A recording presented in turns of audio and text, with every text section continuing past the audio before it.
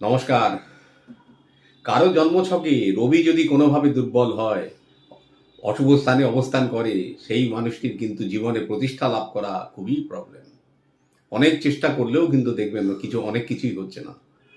যদি কোনোভাবে একটি রত্ন ধারণ করেও বসেন, হয়তো কোনো কস্টলি একটি রুবি ধারণ করলেন, কিন্তু সেই রুবিটাও কিন্তু কাজ করবে না যদি আপনার আচরণ ঠিক থাকে।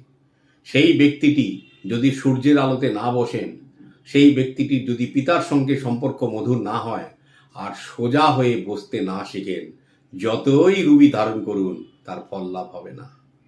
যাদেরই মনে করুন এই বসার হ্যাবিট, এই যে বেন্ড হয়ে এরকমভাবে বসছে, তারা যতই রত্ন ধারণ করুন তাদের কোনোভাবে রবি কিন্তু অ্যাক্টিভেট হবে না।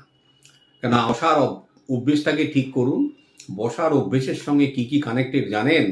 যে আপনার যে মেরুদণ্ড, সেই মেরুদণ্ডটা যখন সোজা থাকে, এই যে সায়াটিক নার্ভ, তারপর